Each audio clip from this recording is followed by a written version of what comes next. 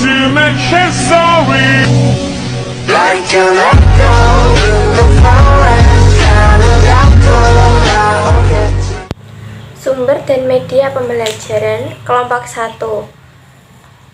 Awang Dwiki Darmawan, NIM 2020-33311, dan saya Jenny Helmalia Diana Putri 2020-33334. Yang ketiga ada Putri Rahayuning Tias 2020-33185. Yang keempat Yusril Assegaf Purnama, NIM 2020-33291. Bab 2. Hakikat sumber dan media pembelajaran. Sumber belajar sebagai semua sumber data, manusia, dan barang yang dapat dipakai oleh pelajar sebagai suatu sumber tersendiri atau dalam kombinasi untuk memperlancar belajar dan meliputi pesan, orang, material, alat, teknik, dan lingkungan. A.E. Citi 1977 mengartikan sumber belajar sebagai semua sumber dalam kurung data, manusia, dan barang yang dapat dipakai oleh pelajar sebagai suatu sumber tersendiri atau dalam kombinasi untuk memperlancar belajar. Dalam hal ini, sumber belajar meliputi pesan, orang, material, alat, teknik, dan lingkungan. Tiap-tiap bentuk sumber belajar tersebut harus berinteraksi dengan siswa bila menginginkan kualitas dan hasil belajar yang optimal. Sebab, unsur sumber-sumber belajar itu merupakan komponen usaha yang dapat mendukung proses belajar dalam rangka mencapai tujuan pembelajaran yang optimal. Sumber belajar terbagi menjadi dua, yaitu sumber belajar yang didesain. Sumber belajar yang didesain merupakan sumber-sumber belajar yang secara khusus dikembangkan sebagai komponen sistem instruksional. Komponen sistem instruksional yang diharapkan dapat membantu kemudahan kegiatan belajar yang bersifat formal ataupun non-formal dan mempunyai tujuan tertentu. Lalu sumber belajar yang dimanfaatkan. Sumber belajar yang tinggal dimanfaatkan yaitu sumber-sumber yang tidak secara khusus didesain untuk keperluan pembelajaran, namun dapat ditemukan, diterapkan, dan digunakan untuk keperluan belajar. Ciri-ciri umum yang terkandung dalam batasan media sebagai berikut.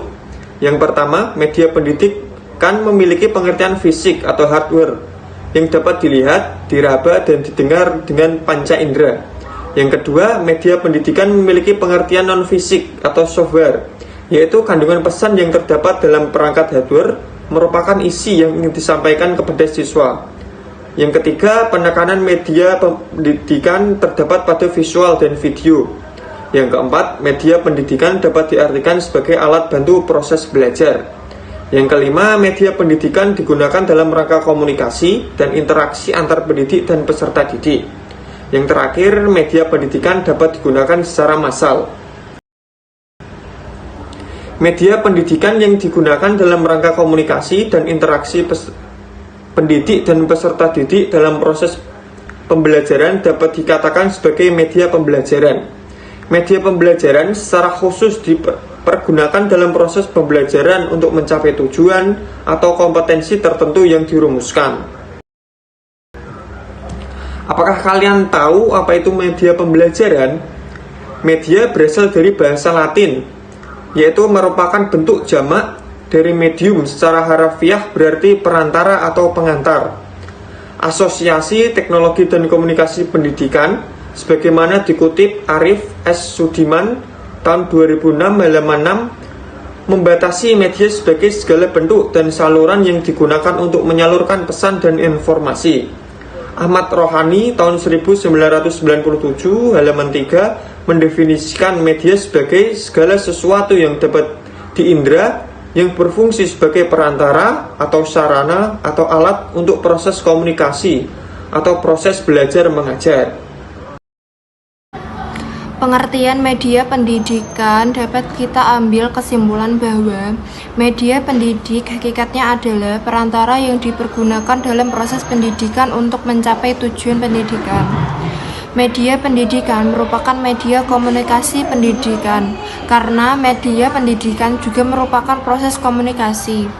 Media pendidikan yang dipergunakan dalam rangka komunikasi dan interaksi pendidik dan peserta didik dalam proses pembelajaran dapat dikatakan sebagai media pembelajaran.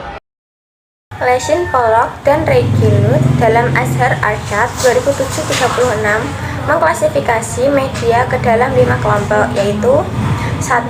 Media berbasis manusia seperti guru, instruktur, tutor, main peran, dan kegiatan kelompok. Yang kedua, media berbasis cetak seperti buku, buku penuntun, buku latihan, alat bantu kerja, dan lembar lepas. Yang ketiga, media berbasis visual seperti buku, alat bantu kerja, bagan, grafik, peta, transparansi, dan slide. Yang keempat, media berbasis audiovisual seperti video, film, program slide tape, atau televisi. Yang kelima, media berbasis komputer seperti pengajaran dengan bantuan komputer, interaktif video, atau hypertext. Bab 3. Tujuan, fungsi, serta peranan sumber dan media pembelajaran. Media pembelajaran secara khusus dipergunakan dalam proses pembelajaran.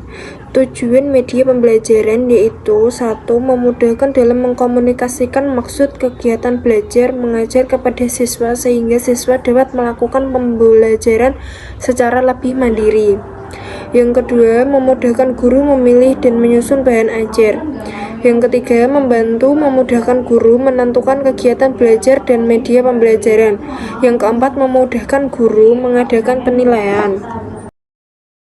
Fungsi media pembelajaran. Secara umum, fungsi media dalam pembelajaran adalah memperlancar interaksi guru dan siswa dengan maksud untuk membantu siswa belajar secara optimal. Fungsi media pembelajaran menurut Levy dan Lenz. 1. Fungsi atensi adalah menarik perhatian siswa agar semakin berkonsentrasi dan memuaskan perhatian pada isi materi pembelajaran. Yang kedua, fungsi efektif dalam kenyamanan siswa ketika belajar atau membaca, misal teks bergambar. Yang ketiga, fungsi kognitif mempermudahkan memahami dan mengingat informasi. Yang keempat, fungsi kompetensial dan mengkomunikasikan atau membantu siswa dalam kelemahan dan lambat menerima pelajaran yang disajikan secara verbal atau teks. Fungsi sumber belajar. 1. Meningkatkan produktivitas pembelajaran, yaitu mempercepat laju pembelajaran dan membantu guru menggunakan waktu lebih baik dan mengurangi beban guru dalam menyajikan informasi. Yang kedua, memberikan kemungkinan pembelajaran yang lebih sifatnya individual, yaitu mengurangi kontrol guru yang kaku dan tradisional, dan memberikan kesempatan bagi siswa untuk memperkembangkan sesuai dengan kemampuannya. Yang ketiga, memberikan dasar yang lebih ilmiah terhadap pembelajaran, yaitu perancangan program pembelajaran sistematis dan pengembangan bahan pengajaran. Keempat, lebih memantapkan pembelajaran, meningkatkan kemampuan sumber belajar, penyajian informasi dan bahan secara lebih konkret. 5. Memungkinkan belajar secara seketika, mengurangi kesenjangan antara pembelajaran yang bersifat verbal dan abstrak dengan realitas yang sifatnya konkret, memberikan pengetahuan yang sifatnya langsung. 6. Memungkinkan penyajian pembelajaran yang lebih luas. Selanjutnya, peranan media pembelajaran. Ada beberapa peranan media pembelajaran menurut Ahmad Rohani 1997. Di antaranya adalah: 1. Media pembelajaran mengatasi perbedaan pengalaman pribadi peserta didik. 2. Media pembelajaran mengatasi batas-batas ruang kelas. 3. Mengamati benda yang terlalu kecil. 4. Mengamati benda yang bergerak terlalu cepat atau terlalu lambat. Kelima, mengamati suara yang halus untuk didengar. 6. Mengamati peristiwa-peristiwa alam. 7. Media pembelajaran berperan membangkitkan minat belajar yang baru. Selanjutnya, peranan sumber belajar. 1. Menjembatani anak atau siswa dalam memperoleh pengetahuan (belajar). 2. Mentransmisi rangsangan atau informasi kepada anak atau siswa (ungkapan transmisi dalam konteks ini mempunyai dimensi banyak dan dapat dikaitkan dengan pertanyaan-pertanyaan, yaitu apa, siapa, di mana, dan bagaimana. Pertanyaan-pertanyaan ini amat berguna sebagai alat bantu mengkoorganisasi dimensi sumber belajar. Worldwide party. I know that you wanna get crazy, crazy. Shawty, take it slow, then shit.